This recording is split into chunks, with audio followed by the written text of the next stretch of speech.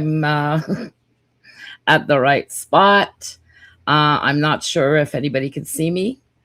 Actually, I forgot to put on the chat here so that I can see everybody. Uh, let's see here, local recordings. They changed the system here. It's the first time I've used it in months. There we go, chat. Okay. And there's only...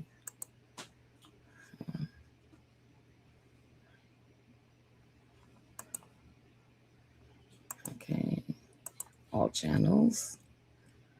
Okay, so anyways, I'm not sure if I'm online or not. Okay. Doesn't seem to be. And here, streaming. Yeah, it says I'm streaming. Is anybody out there? Okay. So anyways, welcome to an update, whether people are here or not.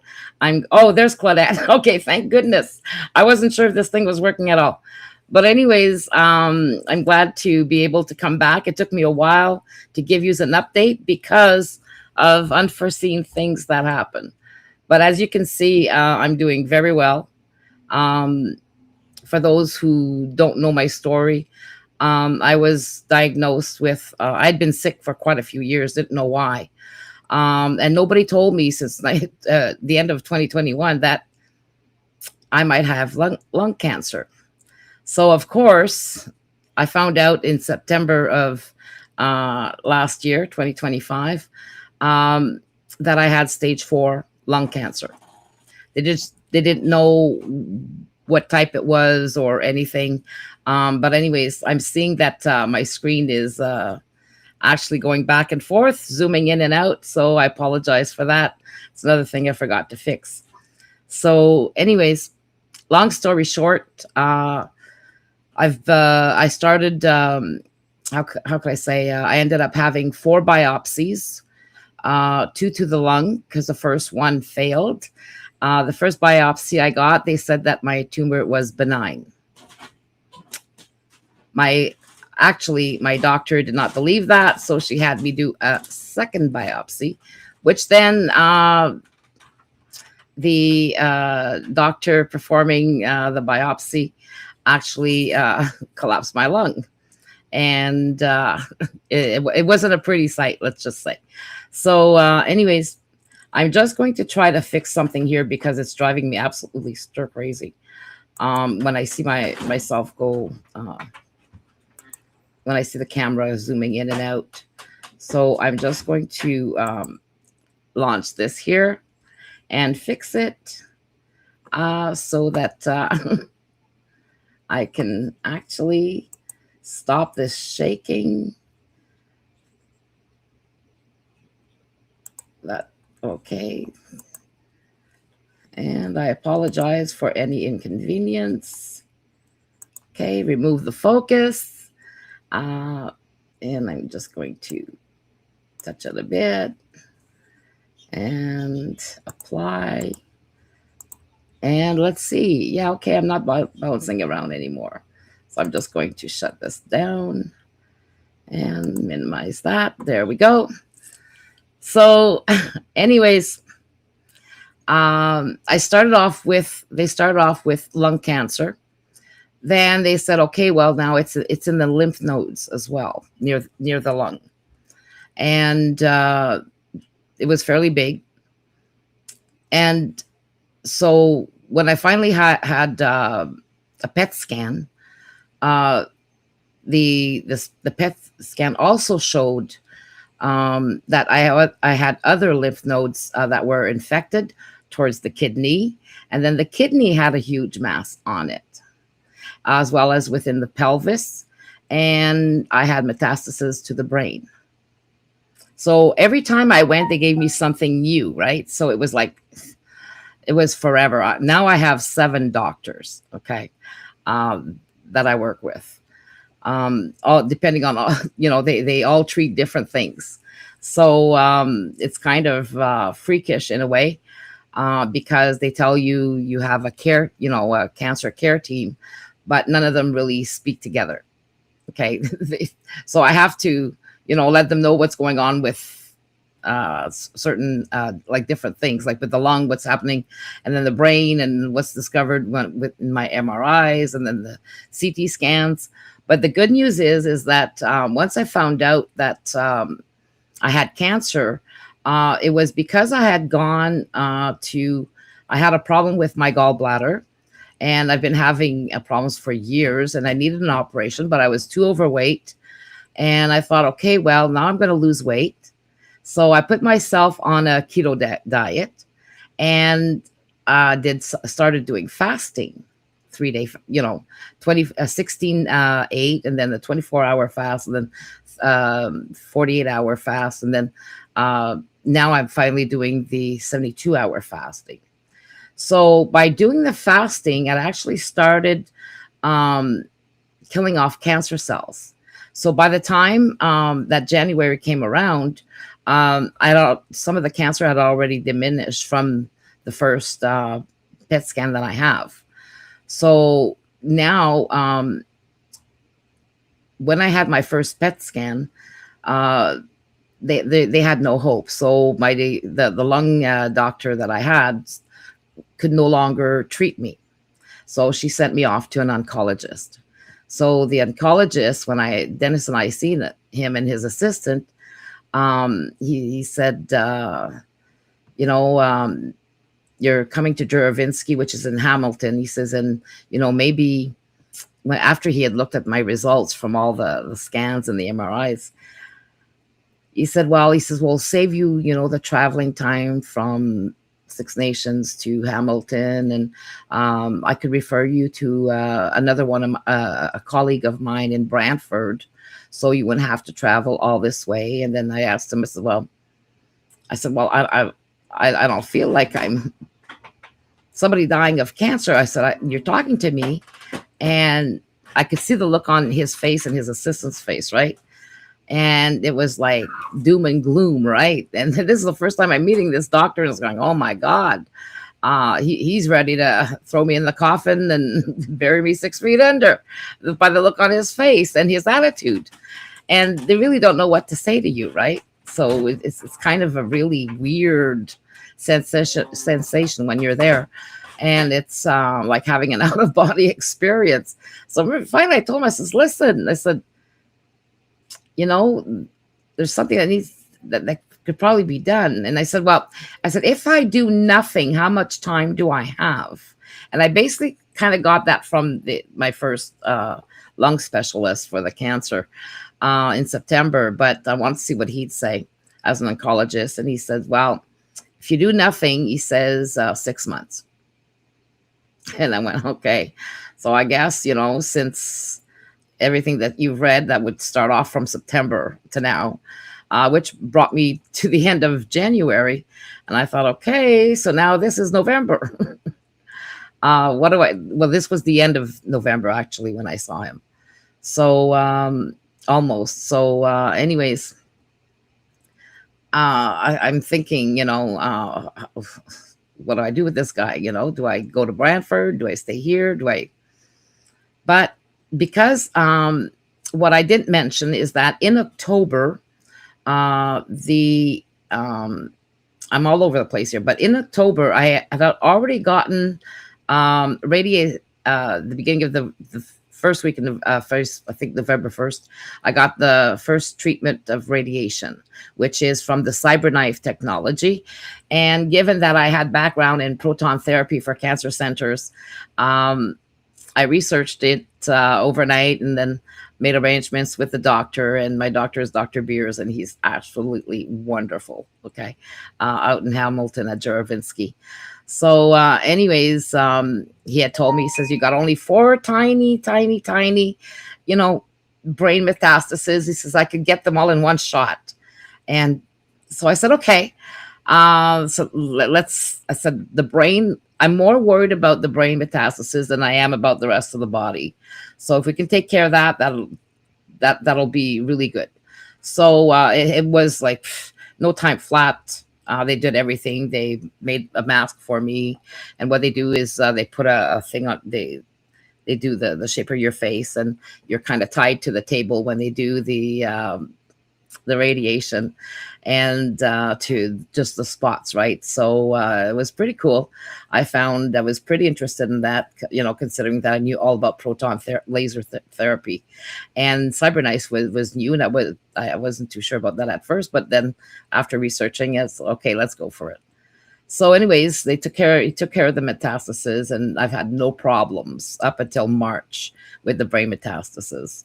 So, but anyways, in the meantime, I'm starting to see doctor. I'm going back to my oncologist, and then that same day that when I first met him, I said to him as well, I feel like somebody like that's dying.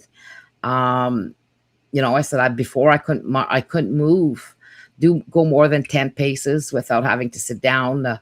I'm on oxygen all the time, and uh, most of the time, especially at night. But then I decided to put myself on a diet. I told him the story about my gallbladder, so I wanted somebody to fix my gallbladder. I wasn't here for cancer.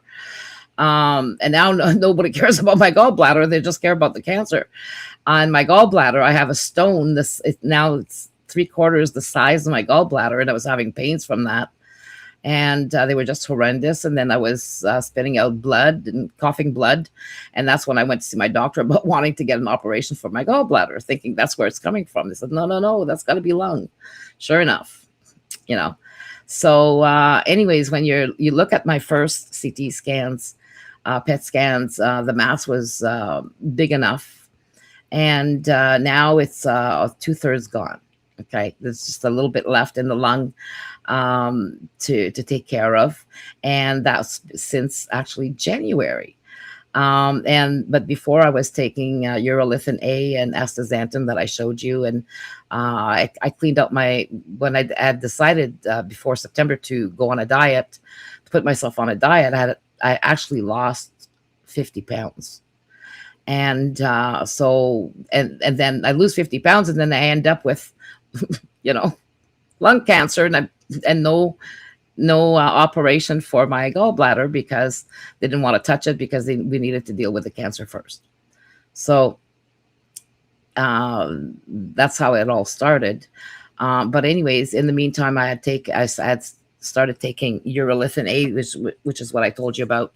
There's 3 things that I did. The first thing that anybody who wants to cure an incurable cancer, and which is what mine is, okay. So they told me that they couldn't treat my cancer. My cancer was untreatable. This is why the oncologist was down in the dumps, and not very enthusiastic when I first spoke to him.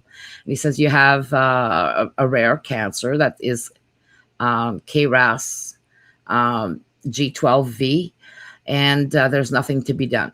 Okay, there's nothing we can do for you. So I went, okay. So I have a lung cancer, and then he says, well, now you've got also on your kidneys and your lymph nodes near the lung, and lymph nodes near the in the pelvis and in the kidney. And he says you have a lesion on your uterer. And I went, oh, for God's sakes, anything else you want to add? So anyways, I said, when I told them that I don't feel like somebody that has cancer like that bad. And I asked him, do I look like somebody like that? He says, no. And so Dennis says, doctor, he says, did you check? He says, she had to get a blood test earlier before the visit here. He says, did you see the results? So the doctor sends his assistant to go look at my blood work, and my blood work was great. So because I had been doing some of the stuff beforehand, my blood work was really good. And yes, I could work. I went from 10 paces to being able to walk actually a mile to be able to, so I was feeling really great. And I'm thinking, they must be just crazy. But at least, the scans proved it to me. So I I kept reading the scans and doing more research and everything. And then I came across the all of the information because I had when I in September when they told me about cancer, I researched right away, and I had come across Dr. Seyfried, and everybody was like, "Oh, talk, get some fenbendazole or membendazole and ivermectin and all of this stuff." So I had ordered a bottle actually of Paragon, which is to clean out parasites, because this is what fenbendazole is, and that's for animals. Mebendazole here, everybody can get at your family doctor because the real name for it is Vermox. Okay, the name that they have here. So I asked my doctor for Vermox. I told her as well. I said, I'm trying to clean my gut. I want to. I know that I won't be able to take any vitamins if I have being overweight and everything, and having such a huge amount in the last 5 years of antibiotics for pneumonia and bronchitis and all of the problems, chest problems that I had, practically killed my microbiome. And this is why it's so important. And this is where fenbendazole, membendazole, and ivermectin come in, because they are water soluble. Okay, so when you take them, all they do is they go right through. You'll pee them out. You'll pee them out. Okay, and if you really want to kill cancer, to go attack the cancer directly, well, the way that it does it, it's like in a roundabout way, because cancers, I would say, with the research that I've done, is actually paramount to it. It's actually, I would say, it starts in the gut, from what I've seen. Okay. So as long as our gut, I had SIBO and, really got major gut issues, especially with the gallbladder not being able to produce any bile. So I had tons of pain and problems. So anyways, anybody who's overweight or who has taken antibiotics or even eats sushi and stuff like that, you're gonna need something to clean that stomach out. And I was thinking, when growing up, my grandparents used to always, we had, and this is you might sound, find this gross, but my grandmother would deworm us twice a year. Okay, all the kids in the family. Okay, you didn't dare go to grandma because you were sure that you were going to get a treatment one way or another, and she'd do this religiously, right, twice a year. With us. And ironically, is that when you start researching about your gut microbiome and all of this, and that you've had antibiotics at some point, and also not eating the same foods we used to eat, growing up, really home cooked meals and instead of junk food. So, anyways, started putting two and two together, and I thought, wow, okay, so I'm going to try and get my hands on some of that because it makes sense.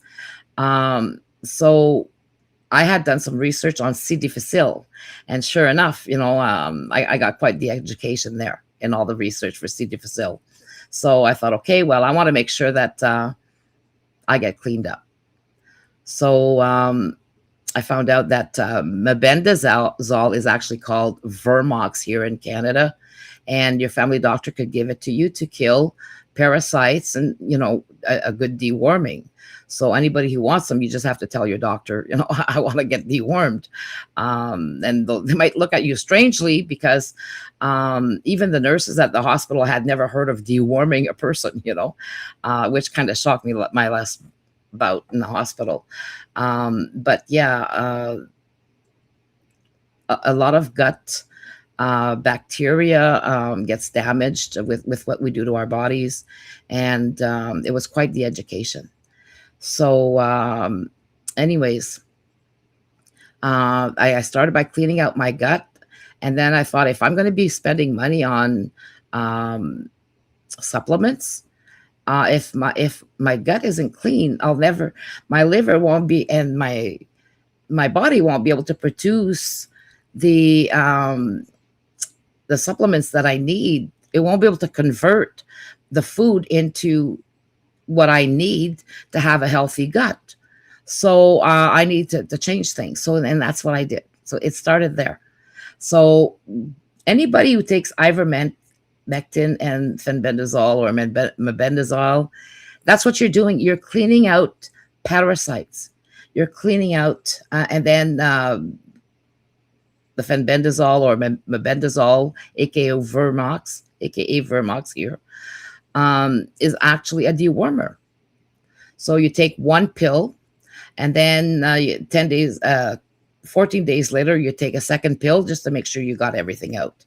So this is the best way to start absorbing the nutrients you get out of your foods and to get your gut back on track. The first thing you do is the gut, and it always comes back to the gut and the microbiome. Okay, number one. So this really helped me big time, because when the doctor, said, "Oh, you have an untreatable cancer," and I started looking at everything they tried with my type of cancer is KRAS G12V, and they've tried everything with it, and they've been researching the KRAS cancers, and nothing would work. Chemo didn't work on it. Immunotherapy didn't work on it. So the very short life chance at life for people like me. So I thought, okay, well, I'm doing something good. I'm feeling healthier. I feel good. And my doctor agreed that, yes, I didn't look like somebody who was ready to kill over of of cancer within the next, 2 to 3 months, having started in September. So anyways, he says, okay, well, he says, so he started, I guess he told me that he spoke to one of his buddies, and one of his buddies said that they had some luck with the KRAS-G12C, and that some people were doing good on that, especially because I'm also PD1. But my type of cancer is 100% PD1, which helped me. And so anyways, he says, well, because of that, maybe it'll help. Well, right away, he wanted to start chemo in December 18th. And I said, no, I'm not going to take chemo. I didn't want chemo. I said, well, I don't want chemo. I just want the immunotherapy. So he says to me, he says, well, you can't get immunotherapy. And because you've got cancer in the lungs and in the lymph nodes, and your kidney cancer might be a different cancer. So now you'll need a biopsy for that. So we got a biopsy. I had to go first for a biopsy for the cancer. And because of that, I don't qualify for any clinical trials. So all the doors were shut. So when I asked for immunotherapy, I said, could I just get immunotherapy? He says, no. To get immunotherapy, you'd have to pay it out of pocket, which would end up being between $300,000 to $400,000 for me to pay it out of pocket. And if I wanted it, he says, the government, in order for the government to pay for it, like through your medical, you're going to have chemo treatments. So he says, and because you've got an untreatable cancer, the government do not allow us to give you more than 2 treatments, because it's a waste of time, waste of resources, because you've got an untreatable cancer. He says you can only get 2. So anyways, I said, okay, to 2. And then we started in January, because I told him, I says, well, you want to start this December 18th? No. I said, I don't want to start chemo, because I want to see my grandchildren. And if this is going to be my last Christmas with them, I want to make sure that I'm feeling good enough. I don't want to be having all the effects from chemo treatments and then seeing my grandchildren and maybe scarring them for life, seeing somebody sick.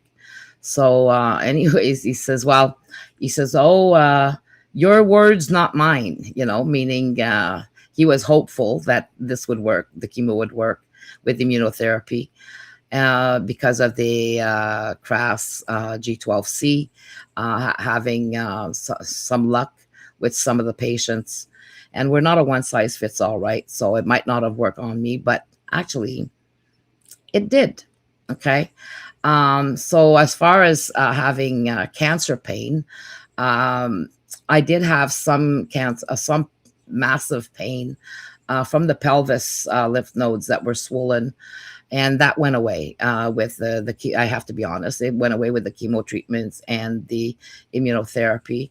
So by January, I had no more pain, and that was fine.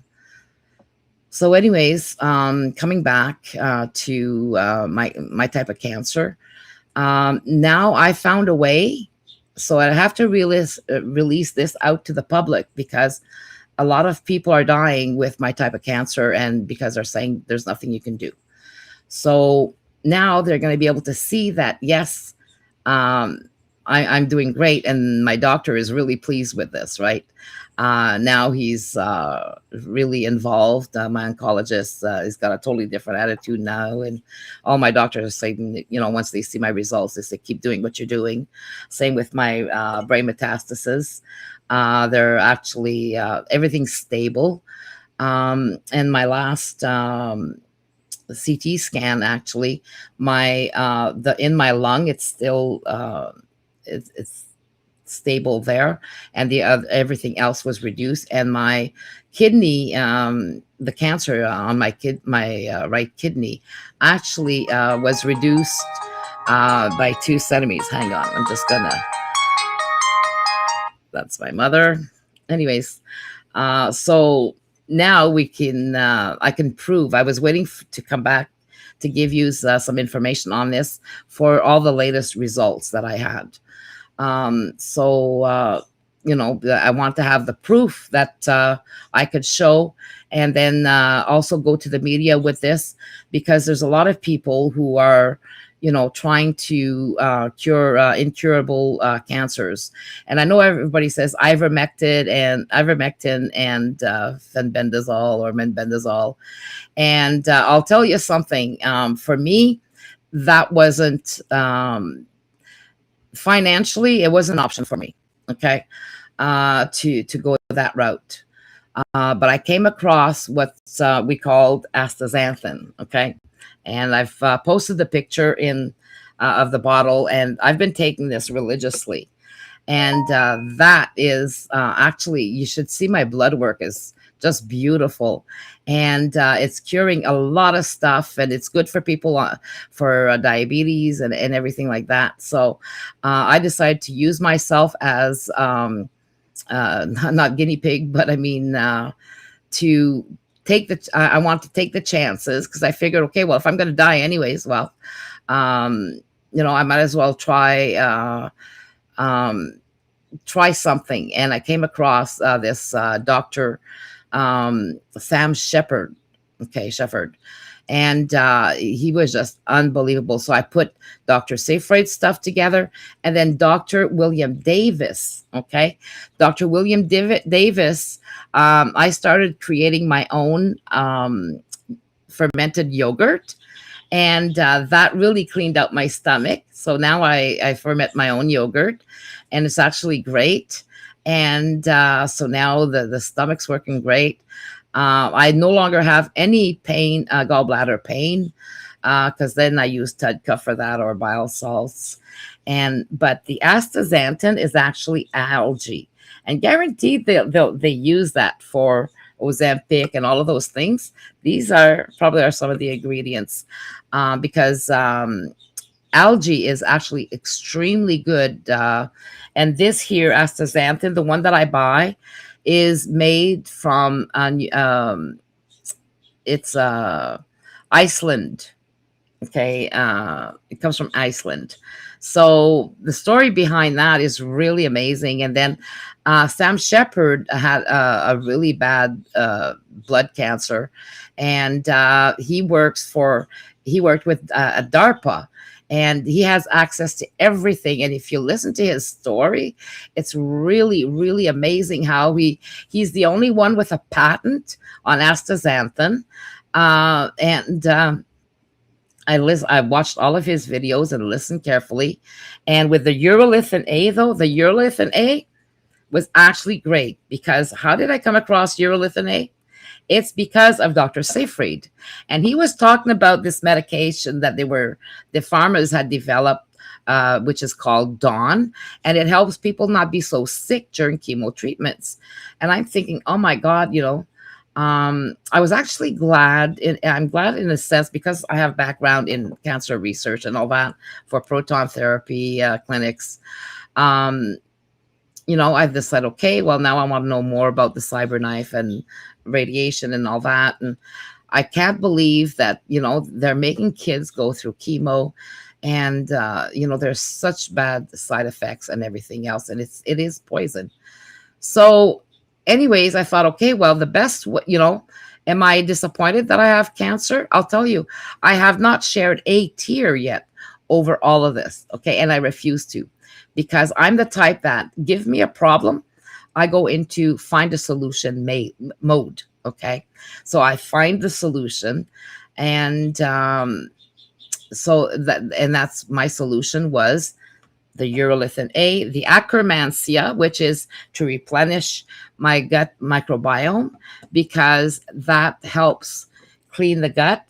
And and I'll tell you why akkermansia is so important, is because during the research, came across these scientists. They were wondering how come, in clinical trials, why some patients who had cancer, um, that the therapies would work on some but would not work on others. Why? What's different in these two groups? So they decided to look at what was different between the two groups: the ones that things worked on them, and the others that, the chemo and immunotherapy failed. They found out that the difference between the ones where everything worked and they were getting good results, shrinking their tumors and everything, was akkermansia.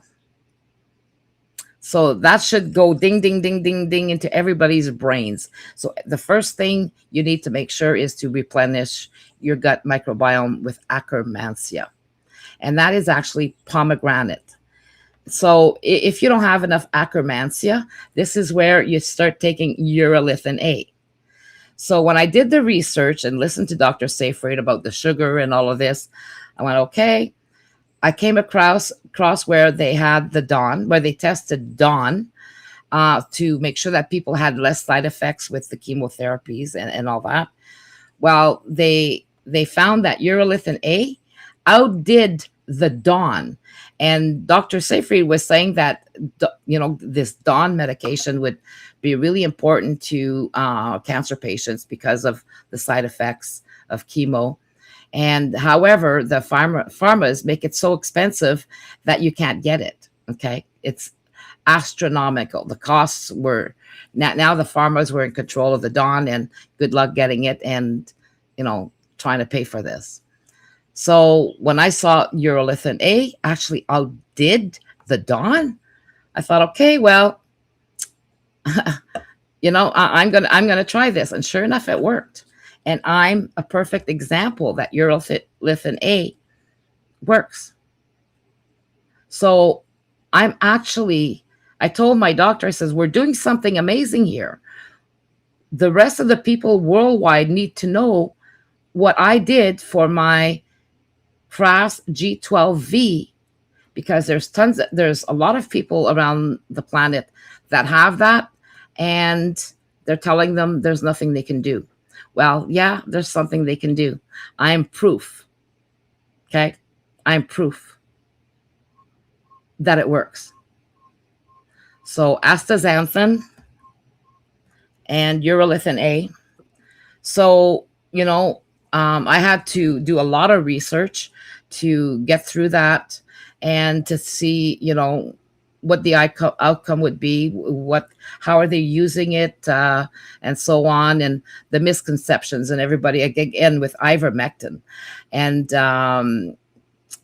fenbendazole, to try and get it was really, really hard.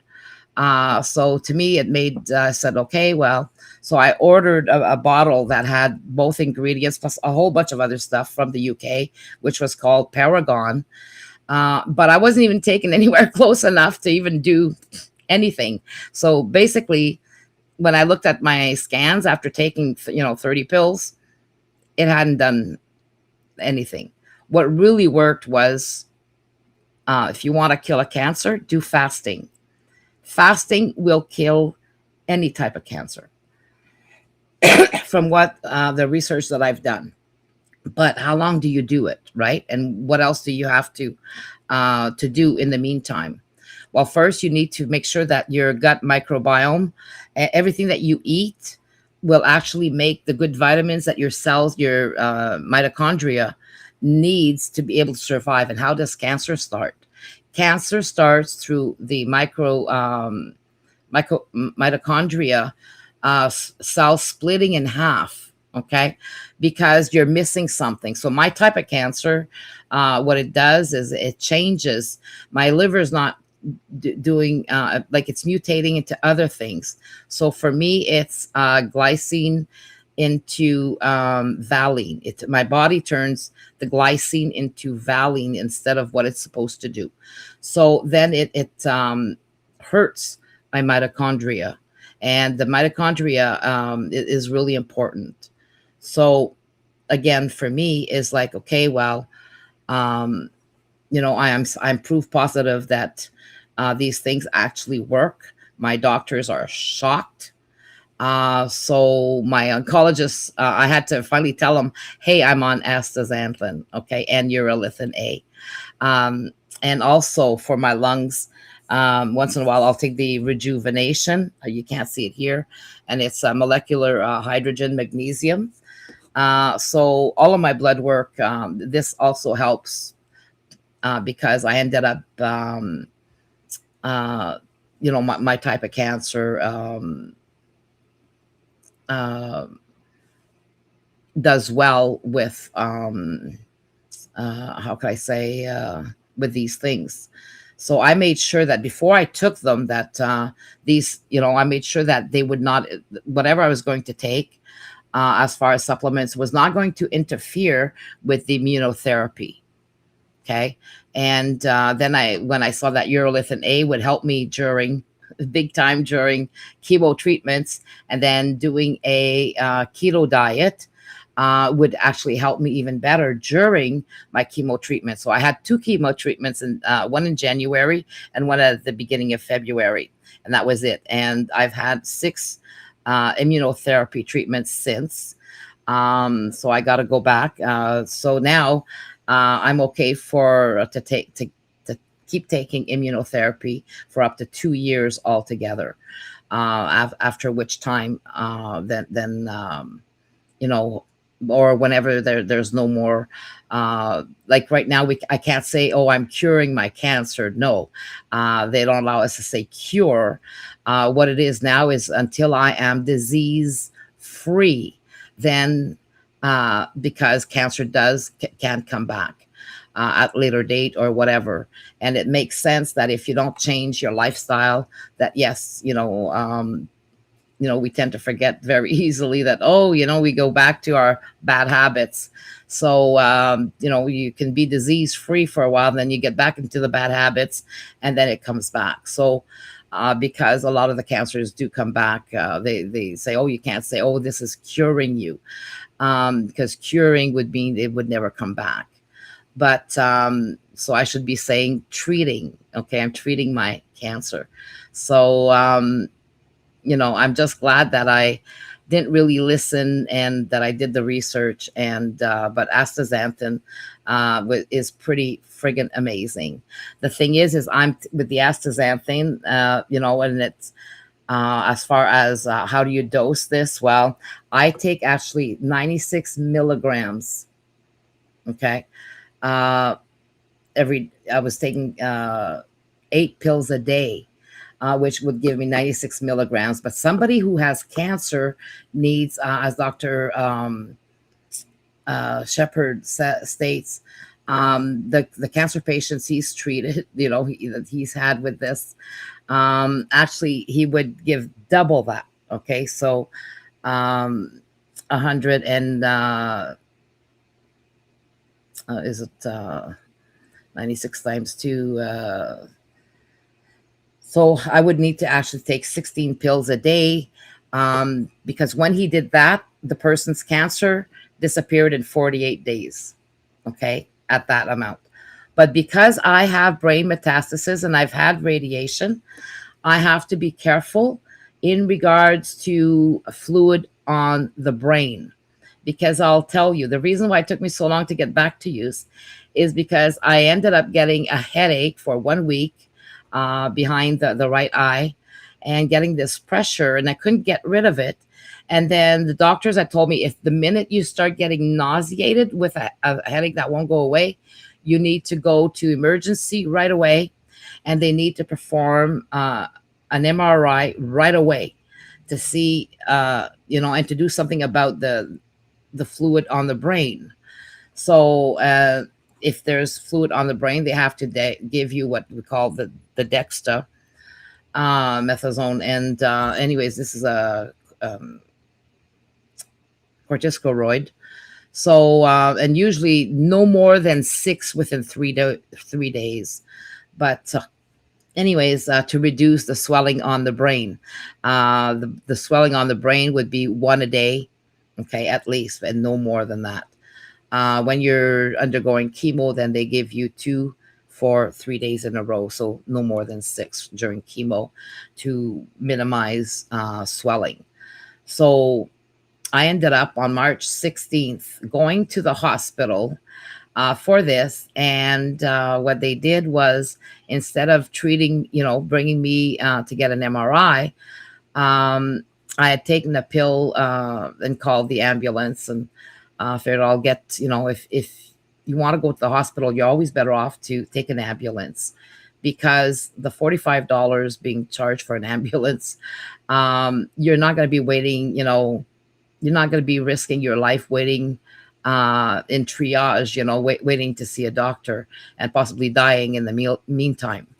So I figured, okay, well, I'm not going to make it if Dennis has to drive me there and I have to wait. This headache is way too bad. So I took one of the pills for nausea that I was given during, for chemotherapy and the immunotherapy. So I took one pill, and it just made me so friggin' dozy. It knocks me out to the point where I have a hard time staying awake. So, and that's the effect that it does on me. So by the time I got to the hospital, I was really dozy. So instead of listening to what the EMT, I told the EMT, they have to do an MRI right away because of my brain metastases and this headache not going away, and now, wanting to vomit. This is a danger sign. So instead of doing that, the doctor that was in emergency and the staff, they decided to treat me for 6 hours for a stroke. I wasn't having a stroke. And because of that, I ended up having to be stuck in the hospital for 6 days because of the damage they did to me. And I finally got an MRI. I got in there on the 16th. My doctor had told them finally, after they saw that I was there, nowhere near even having a stroke or even an aneurysm or anything, because they gave me a CT scan, and then they scanned my brain with 1,600 scans of my brain after, at which you never give somebody with who has gotten radiation on the brain for metastases. You never use a CT scan for the brain having radiation. You have to use an MRI because that could be dangerous.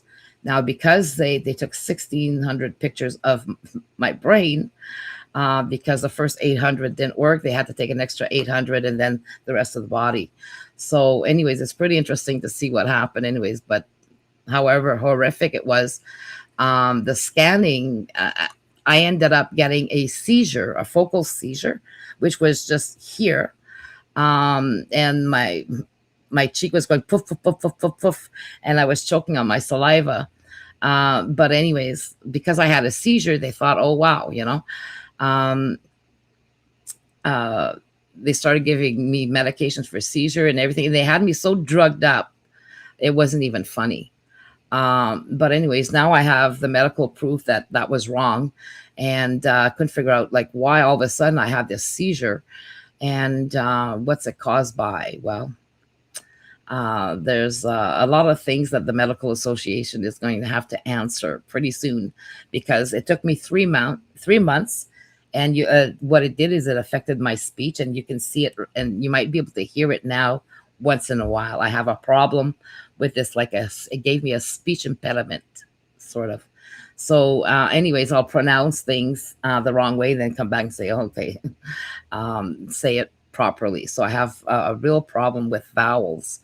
So they did a lot of damage, and there's a real lawsuit waiting to happen there, for what they did. But anyways, I'm going to get to that soon, hopefully. But at the same time, it wasn't the hospital itself's fault; it was the doctor's fault. But that's another video, story for another video. But anyways, it took me 3 months to get back on track, and then finally I got another MRI lately, and the last week and the week before, and a CT scan, and I want to make sure that the cancer was under control, and that yes, I could prove that not ivermectin, but um, astaxanthin and urolithin A and acromantia actually help reduce my tumors, along with the immunotherapy, because that helped as well. So, but I have to just make sure that I don't get any more fluids on the brain. So if I were to do like they did with somebody with cancer who doesn't have, brain metastases, they can take double the amount. So 16 pills a day at 12 milligrams each. Should be able to attack the cancers real well. So at least it's working on mine, which is an untreatable cancer. So, it's encouraging, because nobody needs to get discouraged because they have an untreatable cancer. The medical association has been hiding a lot of stuff. A lot of people can use natural stuff, and we need to be able to spread the word there. Right now, as you all know, that it's practically impossible to get ivermectin here in Canada.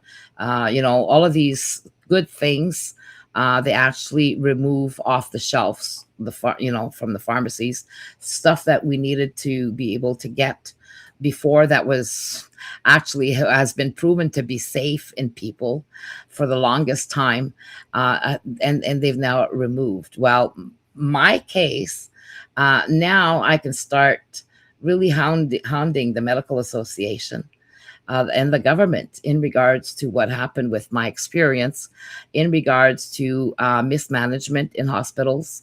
Not even reading. I mean, there's no communication, and with me. At one point, I was choking on my saliva, and they had to use suction. And all of a sudden, they all left, and Dennis was there, and I started choking again. And nobody stayed with me while I was having this seizure, so they all left. And so Dennis was screaming for somebody to come and help me, and nobody came. So he's the one that Dennis had to actually use the siphon, the siphon to siphon to get the fluid out of my mouth, because I was drowning, and he's the one that had to take over and do it. So fortunately, I'll be able to tell this whole story. So I still have to write everything all down, and I ended up getting all of my records from the hospital, because I'll be able to somewhat show that I don't know why the doctor did what he did, and if it's because my address is on Six Nations territory, and they thought maybe I was Indigenous and they didn't give a shit. as to what they did to me. And so they're going to have to answer those questions. It really looks like there was, they didn't care what was going on. They didn't bother reading my file. Then after that, the doctor finally read my file, promised my, when the emergency doctor contacted my doctor says she needs an MRI right away, emergency MRI. So, and he told them to give me some Dexta, but that was only for, a day or so. But anyways, they ended up giving me too much of this medication, and I ended up having to be weaned off of it. And then there's a lot of damage that can be caused with being on this for over 30 days. So anyways, to make to give you a little bit of an example, is that the emergency doctor actually told me that he had already ordered my MRI, and that, he warned them that I might end up with a seizure during the MRI, and to be careful with that. And that as soon as he'd find out, they'd let me know as soon as the MRI was scheduled, and I'll be able to get an MRI. And then he says, "Well, you might be here up to 4 days." I said, "Well, why am I going to be here up to 4 days?"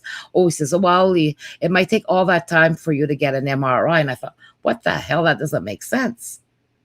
Because I was warned that they need to do an emergency, you know, segment. So, I mean, MRI. So why would it take 4 days? So I really started questioning things. But anyways, in the end, it took them all of that time. So March 16th. So after I left the hospital, I went back and I got all of my documentation from the hospital. And I found out a lot of stuff that I didn't even know. But they, when I first got in there, they had drugged me so bad, it wasn't even funny. So one day, what I'm going to do is I'm going to write everything down, and, show exactly what happened, at what time, how much medication did they give me. But they had me so drugged up on top of what I already had, that it was almost like the doctor was deliberate in trying to hide his mistakes. And I'm going to have to get to the bottom of it, because if they do this with people that were in the same situation as I am, it's very deplorable. And now my brain specialist, Dr. Beers, we're no longer going to have any tests done at the hospital, even though I love the hospital before. Like, I didn't love it, but I mean, I like it. I mean, everybody was pretty decent. It's nobody's fault other than this one doctor. Anyways, that should be fired for sure. Because if that's his attitude, he needs to answer to his mistakes, because what they did is I ended up with a speech impediment, and over-drugged, and then over-scanned. If he would have read my file, he would have known not to put me, not to look for, they were looking for a stroke. And, of course, they'll take a scan of your brain. But given my condition, it never should have. They would have had to go below the brain, not my brain itself. And 1,600 shots. So, anyways, it's a good thing that when I went into my files while I was at the hospital, I decided I'm going to go and look to see what my results are from the CT. And that's where I seen the 1,600 shots, 800 of which were totally dark, because I remembered the technician, like, through dozing off and on, I remember the technician saying, "Oh my God, the camera is badly placed. We can't see her." They're all black. So, anyways, I found the proof in, when I went to go back to get the proof, they had deleted those 800 black slides, but the proof was in the report from the person who reads the scans. So I was able to keep the proof of that. But at the same time, these are dangerous things that hospitals are doing, and they shouldn't be doing. And I need to get the word out. So everything that's happened to me, I need to go to the media with the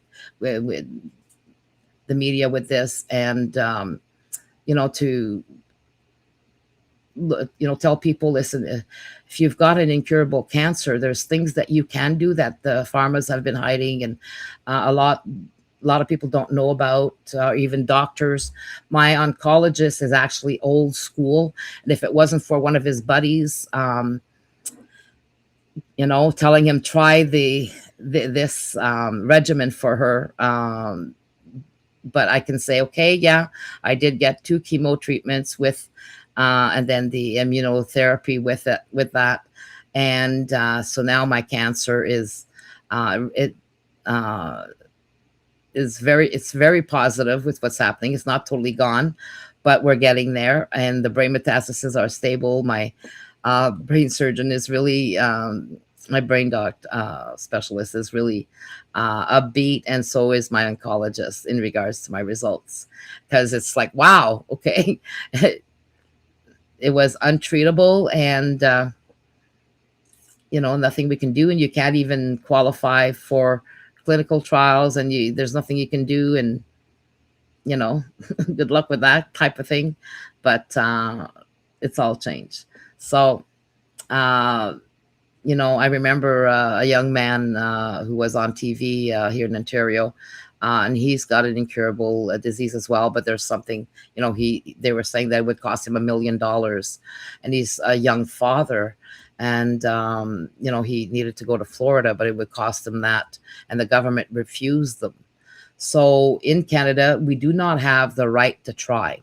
Like stuff like ivermectin, and I'm going to always say mebendazole, aka Vermox. Okay, so you can get Vermox from your family doctor for a good cleaning of your gut. Okay, just say you want to clean out your gut, and you can get a couple. That's all I took, and it did wonders. And I was able to clean out my gut properly, and then make sure that to try and change, because my type of cancer, even if I'd stopped the immunotherapy and the cancer would almost diminish, what happens when I stop the immunotherapy, it's a blocker on the cells that create the change to create cancer cells, what goes bad. But once I get off of that immunotherapy, there won't be any more blockers, which means the cancer will come right back. Because if I don't change my body and how my cells are creating the wrong thing, it's going to come back. So I have to make sure that my cells get back on track and no longer split and separate the mitochondria, and create cancer cells. So anyways, I was just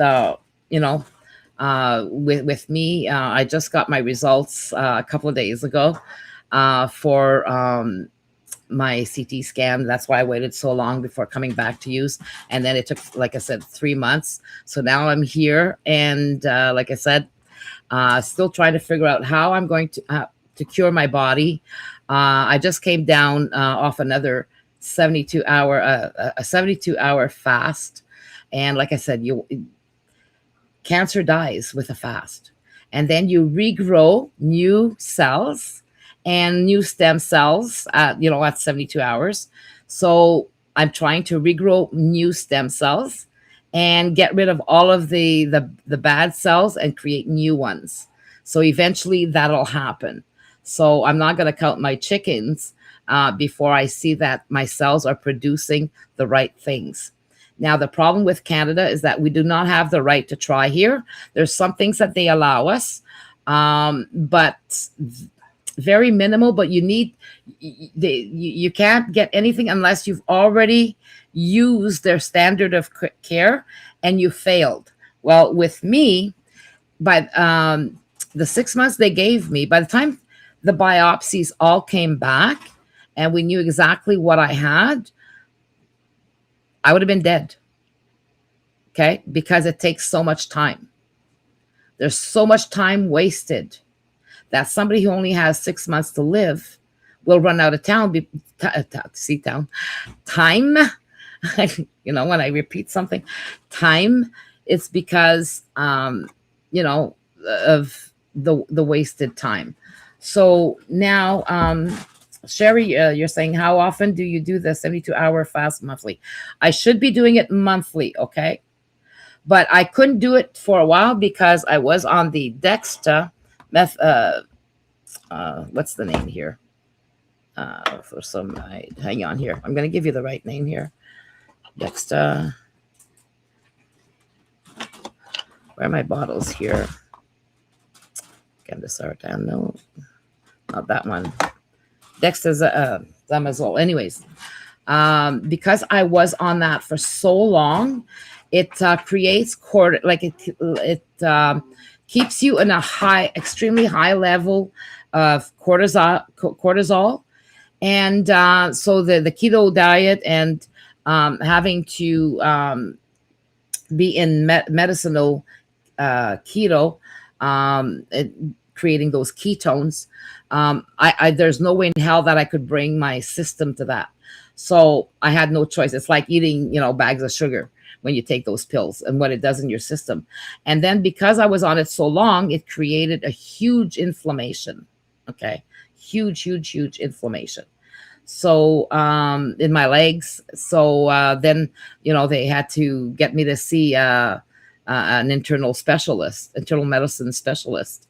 So now that was my 7th doctor. So anyways, there's one thing though, when I take 96 milligrams of astaxanthin and the urolithin A, the inflammation goes back down. So I was able to restart taking these things, and you can get these on Amazon. Okay. But if you're going to get the urolithin A, make sure, or, even the astaxanthin is on, you take the one that comes in with coconut oil. It has to be inside of an oil so that it could bypass your stomach and then go into your intestines. And it's the same thing with everything else. Anytime you're taking anything like even urolithin A, it should be taken with a teaspoon of oil or fat, so that you get a better absorption, because you're not gonna. This here, I had to take 3 pills a day. This one has it's 1,000 milligrams that they used in the studies to see that urolithin A outperformed the Dawn, which they're going to be charging thousands of dollars for, to help patients not be so sick, while urolithin A is even better. And I was lucky because, they're asking me, are you, the only time I really got nauseated is when I had fluid on the brain. And the reason why I had fluid on the brain is because this worked so well together with the treatment that I had. So that's how I know that's how I ended up with fluid on the brain. Okay, because everything worked so well, because there was a good amount of shrinkage in all of my cancer that we saw, that I'm able to see now. But so because I had radiation on the brain, it caused it in a sense. So now I know that I need to press pulse this as well, and really figure things out more with my immunotherapy. So I'm going on Wednesday again for a double, the IPI and the Nivo, for immunotherapy. So then I won't be taking any of these things during that time. But anyways, I'm going to take it right up to then. But the day of, I won't take any more of those, so that I don't cause any damage. So when you're doing something like this, and I'm actually biohacking my body, but at least I'm curing an incurable cancer against all odds, which needs to be shown to other people. And anybody with any other untreatable cancers should do a lot of research, see what works with your type of cancer, what doesn't work. You don't need to do exactly what I was what I did, but this is what I did for me. And that's how doing the research first before taking them. Okay. And then going to get it. And I made sure that it was backed by other researches. Like with astaxanthin, there's there's thousands of research that's been done on this. And that's because Sam Shepard, who came out, and was able to show that he had cured his own cancer. And he got the patent on this. And the way that he got the patent with astaxanthin, you can't get a patent really on it unless you add something else. And what he did is he added a little bit of sugar, so that, because the cancer likes sugar, right? So his is Valasta. Okay, so Sam Shepard from Valasta, that's his brand. But when I looked at it, I couldn't afford the amount of treatment that he has. And then coming over the border or whatever, or, I was afraid, well, what am I going to do? So I tried the astaxanthin from Amazon, from Sports Research. And then when I saw all of the third-party testing and all that from Sports Research, I was happy with that. So anyways, that's how I did that. So same with urolithin A. You got to really research. So what you do is you look at all of your, mine is all PD1, PDL1, 100 KRAS-G12V, 100% PD1.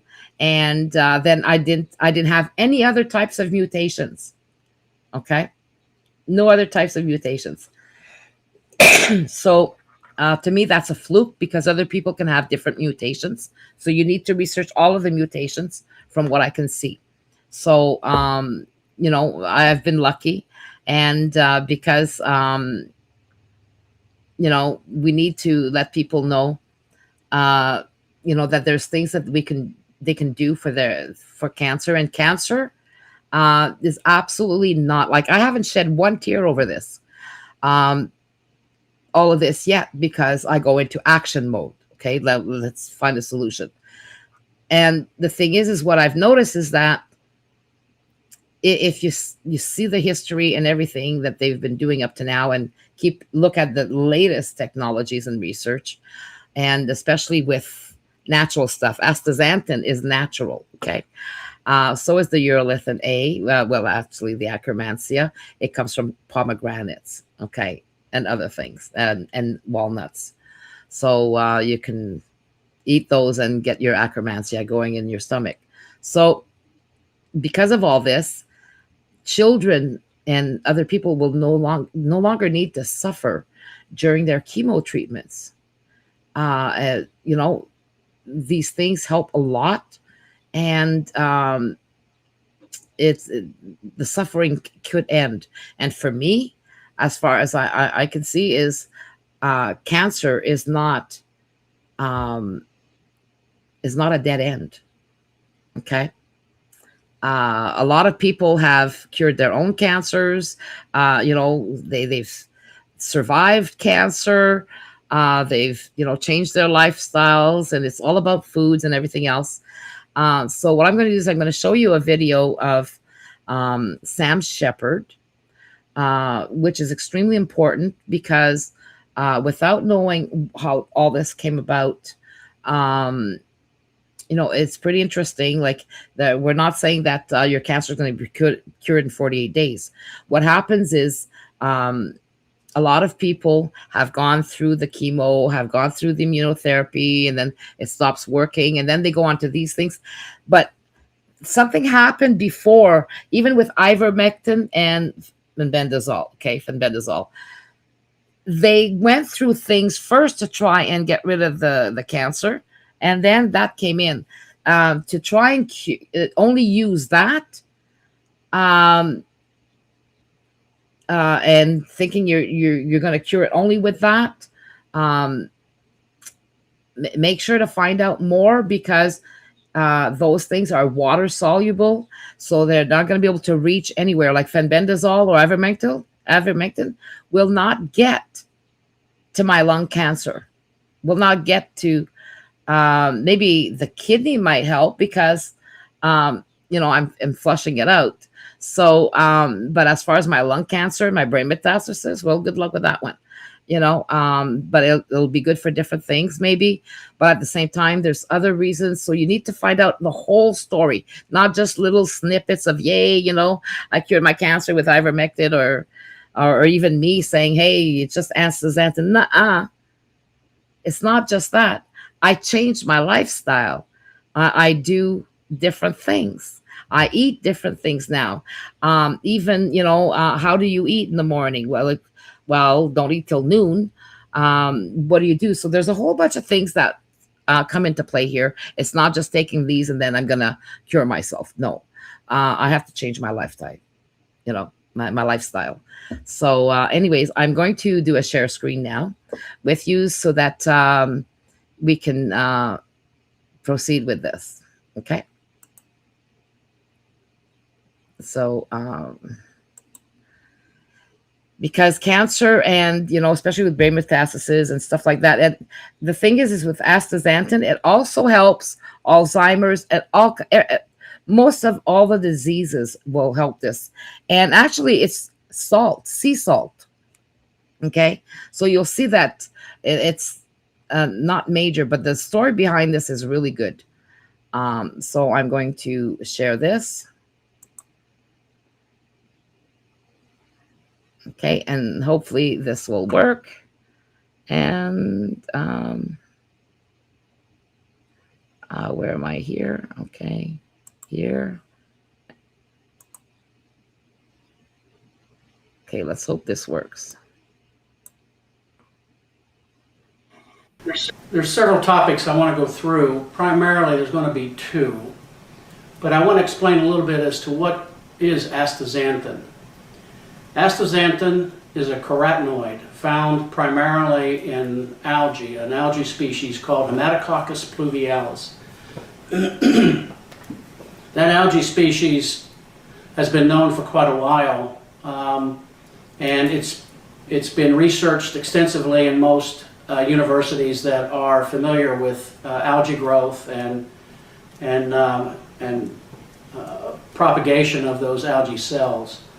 What I'm going to talk about is research that's been going on really since about 2010, and it's pretty astounding research. The paper that I've written deals with astaxanthin's effects on cells, not only normal cells, but also cancer cells, and how it actually stops the growth of most tumor cells that are expressing what's called PD-L1 ligands. And with that, there's two primary questions that always gets asked. What causes cancer? And how do you reduce your cancer risk as a prophylactic or as a preventative? I'm going to deal with both of those in this paper. The normal cell, as you can see, typically has a pH of about 7.35. Its electric action potential, or its voltage across its cell membrane, is typically about minus 70 millivolts. That's for a normal cell, and that's the energy that drives a lot of the things that happen in the cellular structure. There's normal protein expression that you can see, that these expressed proteins, some are primarily on the surface with a small amount down inside the intracellular part. Some are communicating with other cells, but this is pretty much a normal cell. Two things to keep in mind. Normal cells have very low PD-L1 expression, which means that the PD-L1 ligand, or hair-like appendage that sticks up out of the cell membrane, there's very few of those on a normal cell. The other part of the cell is that the metabolism of a normal cell is aerobic, which means with oxygen. It must have oxygen to carry on its metabolic processes. In a healthy normal cell, you can see this minus 70 millivolt charge, which means that there's more negative charges on the inside than on the outside. Another interesting thing that points out is look at the sodium levels on the outside of the cell compared to the inside. Potassium is primarily on the inside, sodium's on the outside. These leak channel proteins allow, based on voltage, some of them are voltage gates, allow sodium and potassium to pass across depending on the action potential of the normal cell.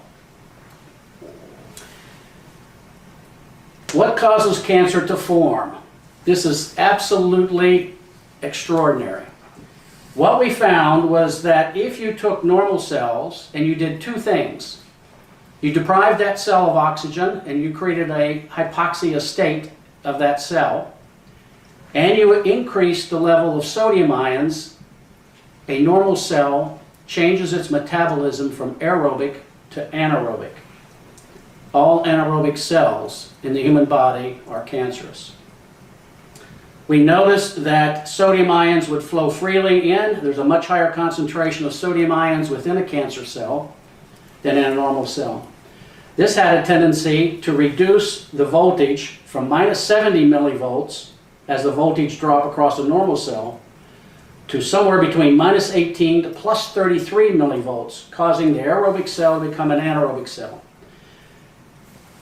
The aggressiveness of the cancer seemed to correlate quite well with that voltage change across it, with plus 33 being extremely aggressive cancer forms. Why does sodium affect the cells? High sodium levels cause action potential changes across the cell membrane. That's very important in understanding the difference between a normal cell and a cancer cell. Sodium also, even though it has a neutral pH, has a tendency to buffer pHs in cells. For example, a normal cell has an operating pH 7.35, maybe 7.4. But as the salt level increases, salt has a tendency to buffer or bring down that alkaline pH down to about 7 and as low as 6.8. At that point, a normal aerobic cell is stressed, and its metabolism has a much higher probability of changing to that of an anaerobic cell. The other thing that sodium does is as it accumulates inside the tumor cell, it attracts and retains water. That water causes cell growth, cell volume change, and that is adding to tumor growth. The other more important thing we found was that as the sodium level increases, the ability to transfer oxygen from the red blood cell through the interstitial water between the cells, because of the high sodium content of that interstitial water, to get that oxygen to move through that interstitial water into the cell itself to be used is dramatically reduced. Let me give you an example. Fresh water has an oxygen solubility of about 14 parts per million. Salt water has an oxygen solubility of 4. So the saltier that water is between the red blood corpuscle or the capillary and the cell membrane, the less oxygen you can actually get to the cell. That is a precursor for having that cell recognize that it's stressed and begin to go from an aerobic oxygen required cell to an anaerobic, an oxygen deficient cell. That is what we find. Once the cell begins to go anaerobic, and upon attack by a T cell, which is in our immune system, we find that that cell immediately begins to express what's called PD-L1, PD-L2, and there's a few other ligands there also. And as an example, a normal cell may contain 10 to 100 order of magnitude PD-L1 ligands sticking up off of the cell membrane. In cancer cells, we find PD-L1 levels in the range of 10,000 to 100,000 PD-L1 ligands sticking up out of the cell membrane. PD-L1 is crucial. I'm going to get into that discussion here in a little bit. As you can see on the chart now, these are the types of cancers that have been identified that are what's referred to as PD-L1 expressed cancers. The higher the PD-L1 positive indication, the more aggressive the cancer and the more terminal it can become. There's some immunotherapy techniques right now that are addressing this, where they're actually attacking the PD-1 on the T cell that actually binds to the PD-L1. But these are target areas that need to be further addressed. It turns out that astaxanthin, because of its chemical structure, has a real tendency to bind to that PD-L1 and stop its inhibition of the T cell in our immune system. I know that sounds complicated, but as you can see here, this is the molecule of astaxanthin. Looks like a dumbbell. You've got a large ball here and a large ball here. But the important parts are, this carbon is double bonded to oxygen, this carbon here is double bonded to OH, and it's in what's called a trans configuration. So this is also the same thing, and it's symmetrically configured. These groups, this OH and this O, that hangs off of this side and this side, are extremely reactive. As you can see, when astaxanthin, and the length of this chain is very important also, the rod of the dumbbell. So it also can hold a large number of electrons, and it regulates electron distribution across the cell membrane. This is an example of how astaxanthin appears to reside in the membrane.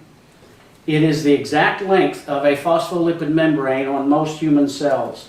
So it can exist with one of its heads inside the cell and one head outside the cell.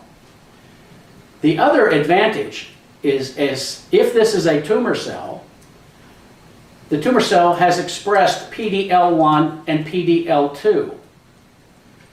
These will turn off your T cells, and your T cells are cells in your body that attack tumor cells. That area of the PD-L1 is very reactive, and it forms a bond to the astaxanthin, and astaxanthin blocks that PD-L1. It inhibits that protein from signaling to the T cell to shut down. It does the same thing with PD-L2. This is the mechanism at which it works. This is a T cell, an inactivated T cell. This is a tumor cell. This MHC1 expresses a peptide at this point. The T cell can move in, recognize that peptide as normal or abnormal. In this case here, it would recognize it as abnormal, being a tumor cell. It also expresses PD-1. If PD-1 attaches to PD-L1 that the tumor cell is now expressing, it totally turns off the T cell. When that happens, the tumor cell is not attacked and lives to fight another day.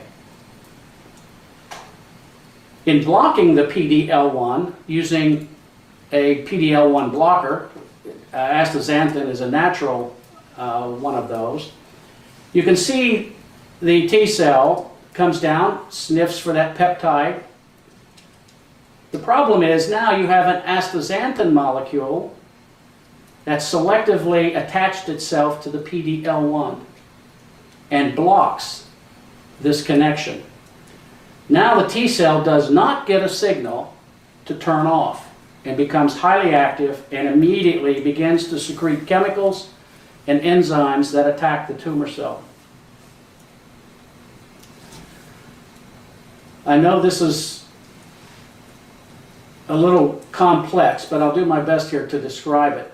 This is the astaxanthin molecule. Big head, long chain, big head. This is the reactive site of a PD-L1 being expressed from a tumor cell. I've just got the very end of it. As you can see, it has a carboxylic group. It has a double bond O and an OH. This part of the astaxanthin molecule will bind through hydrogen bridging and hydrogen bonding directly to that OH group. This, being one length away, one bond length away, wraps that OH down in underneath. And it sits there and acts as a blocking agent for the PD-L1 functional site. The astaxanthin has several identified actions against the cell. Because of its extreme charges, it has a positive charge on the end, a very large electronegative configuration in the center. It can manipulate the fatty acid and the sterol concentrations within the cell. It can reduce intracellular sodium concentrations because of its charge. It can repel sodium ions or attract potassium ions or chloride ions. It can remove sialic acid and excessive negative charges from the external surface of cancer cells. Most importantly, it can inhibit PD-L1 and PD-L2 activation sites and allow the T cell now to link up, identify the tumor as a foreign body, and go in and attack that tumor cell.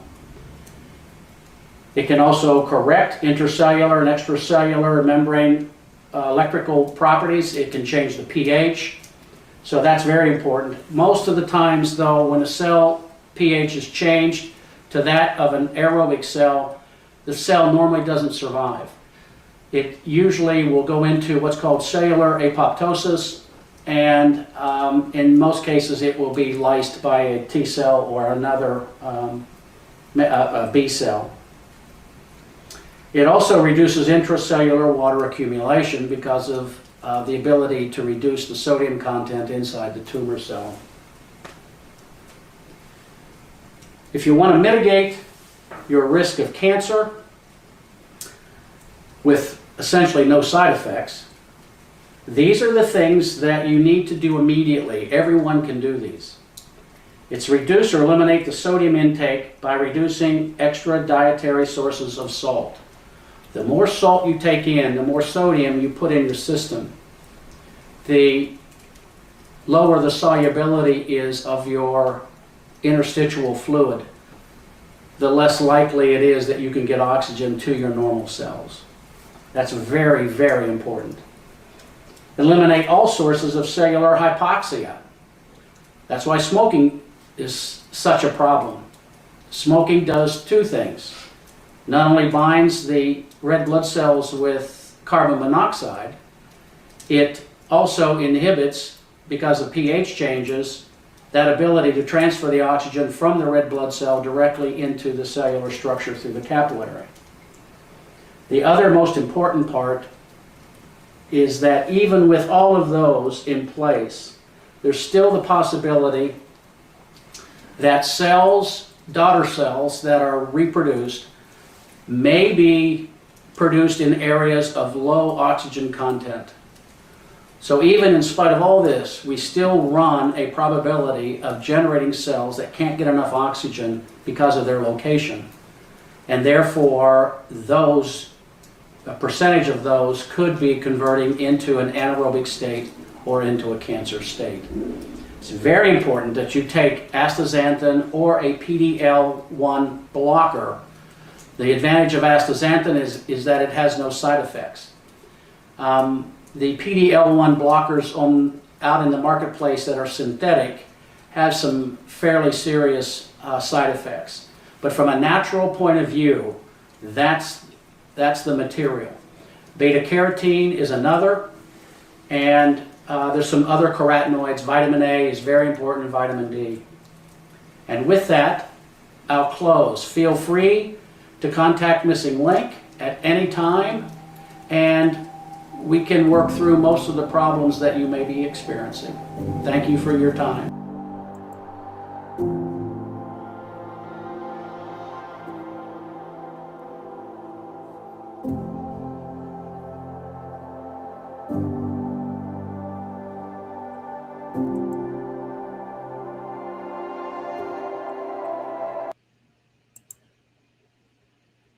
Okay.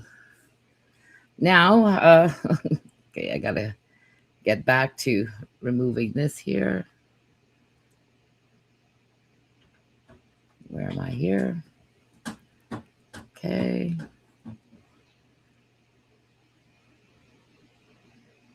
Oh, stop sharing. Where is that?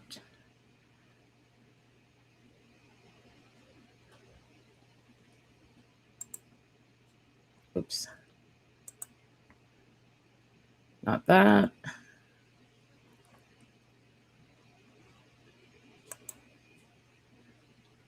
Right here. Okay, found it. Jeez. Okay, I'm gonna have to practice, do some more practicing. I've been so out of it.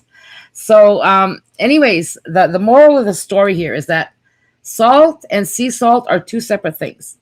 So the salt is really the salt that we eat, like on our fries and table salt. Stay away from that as much as you can. Okay, you're better off to add sea salt actually.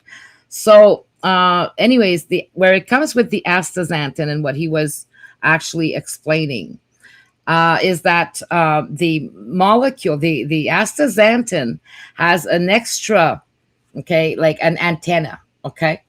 And when our mitochondria, our cells separate to create, and then eventually create free radicals that create cancer cells, the astaxanthin actually connects to that, okay, or even to our good cells, okay, so that cancer can't reconnect.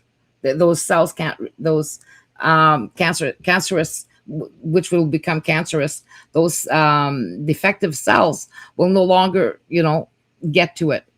That's why I've been doing this. Okay. So it made pure sense to protect my new cells and to also take the astaxanthin the way that I've been taking it. So actually, in regards to Himalayan salt, I would still be careful with it anyway. Okay. Yeah, so that's sea salt. Himalayan salt is sea salt. So as long as it says sea salt and it hasn't been processed, okay, like with lunch meats and stuff like that. So that again is even better, anyways, as far as I'm concerned. So I have to watch. Sometimes it's still good to eat a good sandwich, with lunch meat, but at the same time, it's not that great. I'm not helping myself.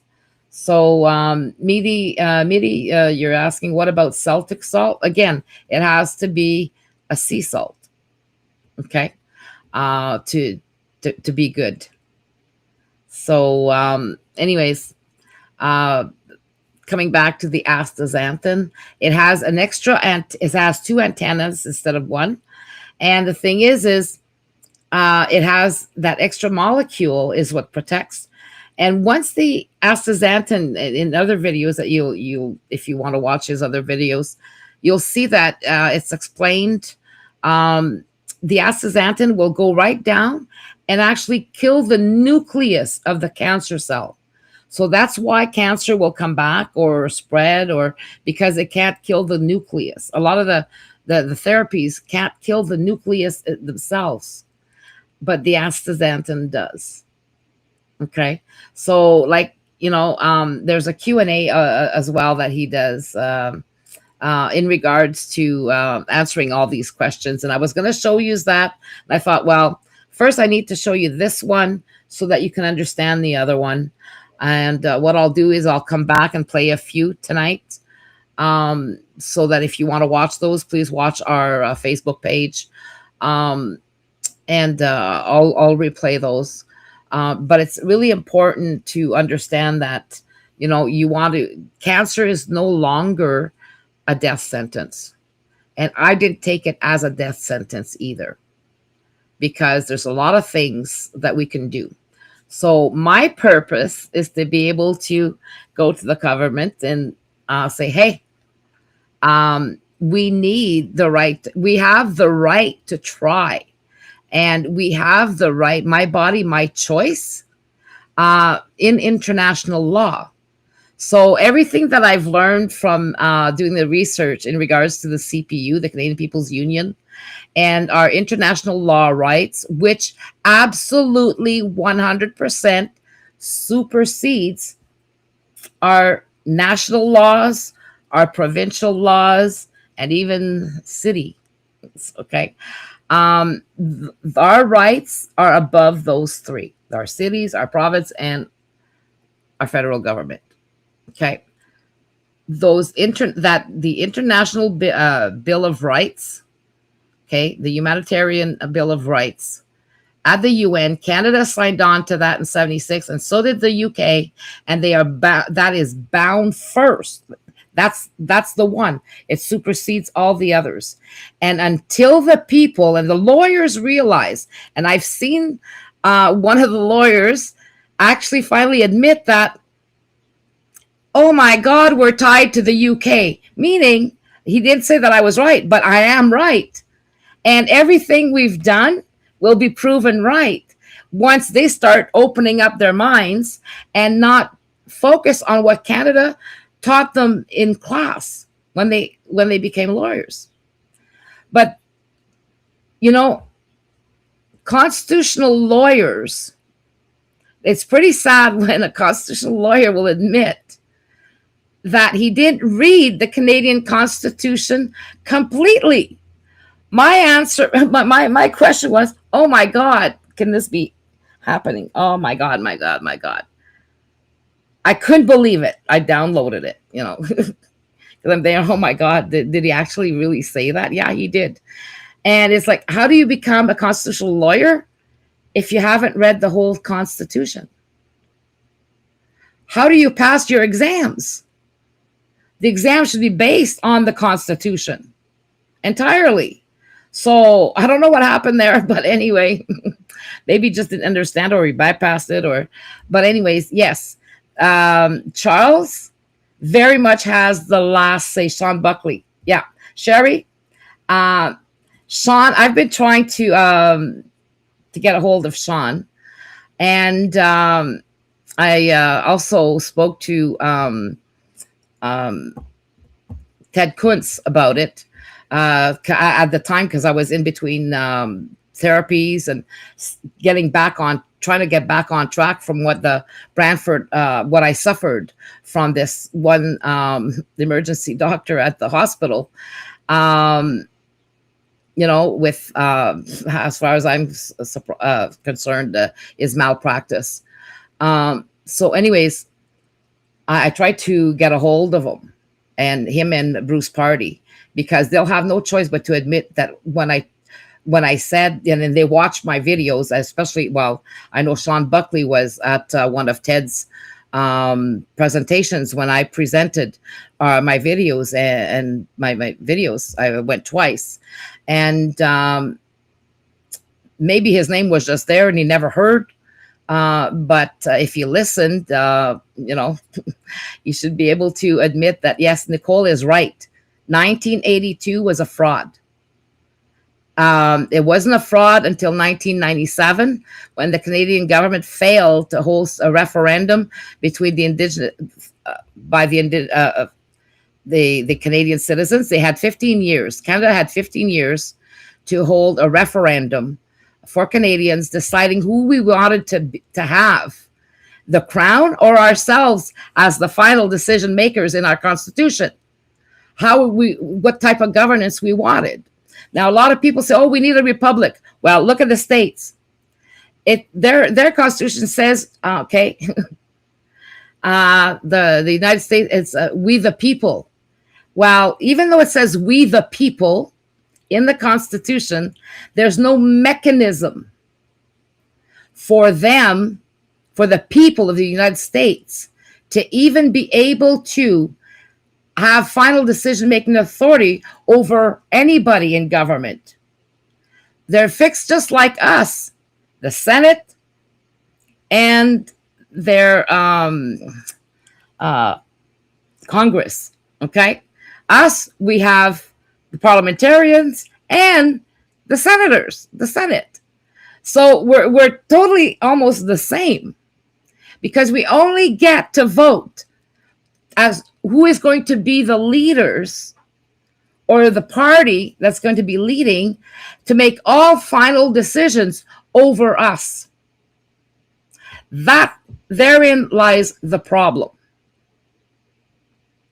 So the problem that I have with this government and being able to do any other therapy and not having to pay for it and being covered by it,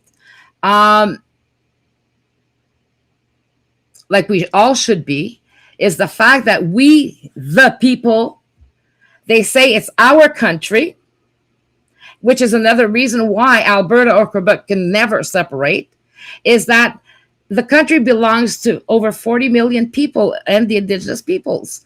There's two peoples sharing Canada. Okay? Two peoples.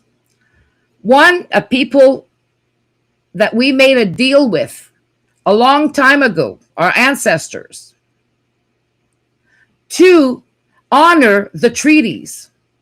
It's like lease. We're leasing, okay, from them in the sense of being able to stick to our promises to them forever. Just because, I never agreed to these deals. Anybody who's dumb enough to say this needs to get their brains examined. I'm sorry. But just because we didn't agree to this is why our ancestors made these agreements that we need to uphold forever. We don't get to say, all of a sudden, I don't like that, so to hell with you. How would you like the next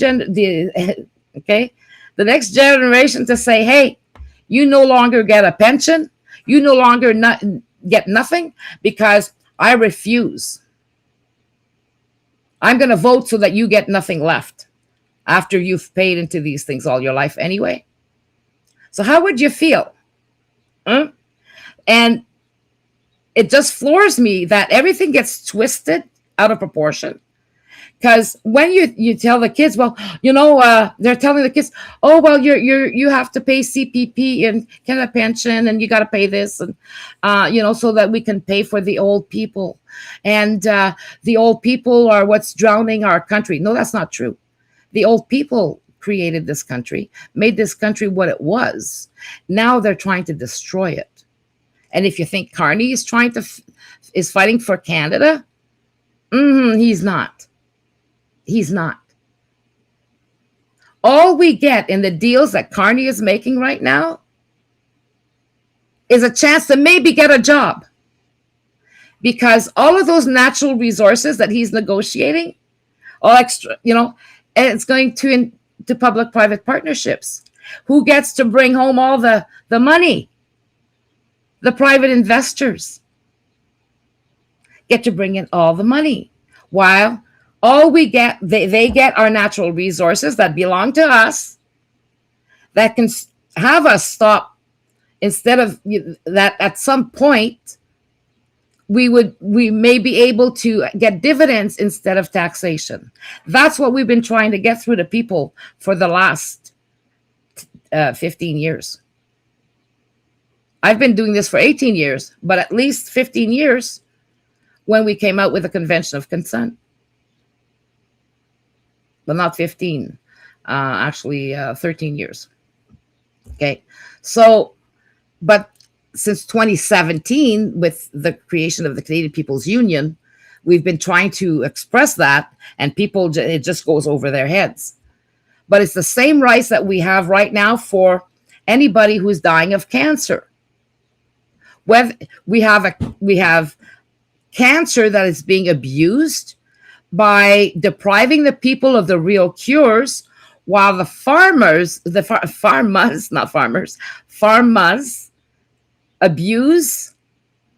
use and abuse our politicians, blackmail them, whatever, into submitting to them.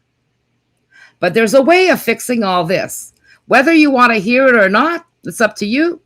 We have the websites with all the information.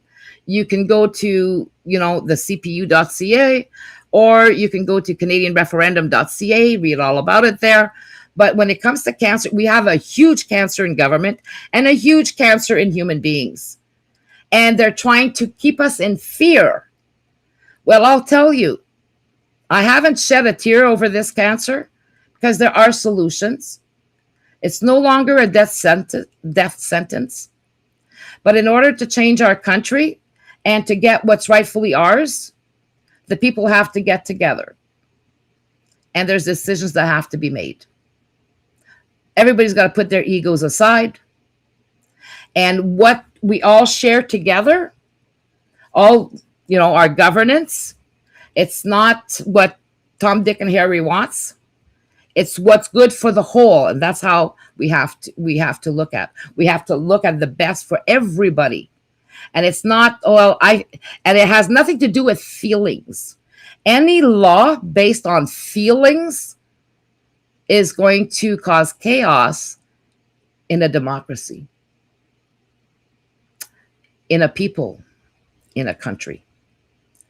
So, when they said I had terminal cancer and I only had 6 months to live, I thought, oh, crap. As much as I'd love to leave this planet and this could make my day, I still feel a responsibility to my fellow human beings. So I ain't going nowhere. But the choice is yours, whether you want to listen or you want to just walk on by. The information, we've released all the information for use in regards to the cancer in our government, how we can, cure that. And then have the people as the collective head of state. And to have a way of legally enforcing that. Unlike us and the United States, because we still would have the better option if you're willing to listen. So you've got homework to do, people, if you so choose. Some people are lazy. Some people get to work. Others hide their heads. So anyways, whether especially if you know somebody who's got cancer or Alzheimer's, this is good for Alzheimer's. All of these things, every disease, because of the one that really launches cancer is inflammation. Once we beat inflammation, we can more control other diseases. And that's the reality of things. So just remember, a good health is not profitable for the pharmas. Okay? So as long as there's still a fight going on, I'm going to fight. Even if I have to fight by myself, that's fine. But right now, I have good reasons to be able to make sure that we have the right to have medications, to have the choice of somebody wants ivermectin or bendazole, which is Vermox. You can get that right now from your family doctor, but it's for deworming purposes. Repurposed drugs. All of these things at the cost of and included in our healthcare as it should be, because doing what we're doing would be a lot less profitable. It's going to be more profitable for us than what the government is now paying for treatments that you can buy a whole bag for a treatment for $1,000, because they're coming out with a treatment for my type of cancer, but they just started making it now, and it'll be years before it even gets to clinical trials. So there's still no hope for me other than what I've been doing that proves that, yeah, KRAS-G12V is treatable. And if I watch my body and I learn about my body and I fix my gut, it'll never come back. It'll only come back if I start being lazy and I don't watch what I eat. Okay. And start growing my own food and not trusting, because now they've got, Ottawa is giving us vaccinated lettuce, and they're proud of doing it. So it's time that we put our foot down. If you want to put your foot down, then join us at the cpu.ca. And then stay tuned for, as soon as I finalize all of my information, yeah, I'm going to the media with this, and spread the word, because these you can get on Amazon. You got problems with your lungs? Okay, you can get rejuvenation, which is molecular hydrogen. Now, because of the light, you can't really see it, but I'm going to post this one too, because with this, I no longer need an oxygen tank, and be connected to 25-foot oxygen tube to go around the house. Okay. So I'm setting myself free, and so can you, in more ways than one. But in regards to our governance, we need everybody involved. If you've got a disease, like I said in the post, go to the cpu.ca contact page, send me an email, and give me some chance to reply to you, because I do have a busy schedule with what I'm doing here. And like I said, Wednesday, I'm getting another treatment, immunotherapy treatment. And Sam Shepard, in one of his videos, he says that, okay, Keytruda and Nivo do use astaxanthin. How can they stop? Okay, so I've gone through their patents. I'm not seeing it, but I would like to ask him the question: can he show me the proof where they use it? Because I know he has it. He works for. He also works with DARPA, and he's also the one that they brought in to help with the astronauts who were, when they go to the space station, they get really, really bad inflammation. So this is how you know they never got off the planet. Okay, out of our, not the planet, but I mean out of our, how can I say, atmosphere, because like he said, they'd blow up. But he was able to help them with inflammation. So when you listen to his story, it's extremely, the man is amazing. Okay. And to find what he did with something so natural that we can all take, we can even grow ourselves, because he explains how he grew his. If we wanted to, we'd be disease free. Okay. As long as we did all the right things. So anyways, I'm going to let you go with that. And later on, I'm going to come back live, but with the videos that he has. I will, I'll just introduce it, and that's it. But anyways, this is as much as it is for me right now. But I am really proud of the research.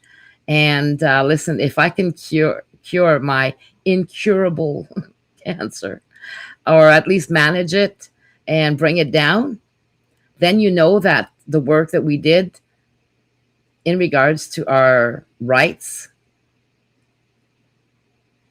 is pretty spot on too. Okay. And eventually the lawyers will have no choice but to admit that I'm right.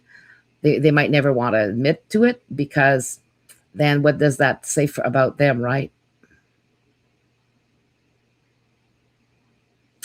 So anyways, it's no fault of their own what the governments have done over time, and the elite, and the ones being the heads of our legal, our universities and the legal institutions, and the teachings. They're the ones who manipulated our young lawyers with false information. So now we got to change our laws. We got to watch out the wording that they're using to fool us.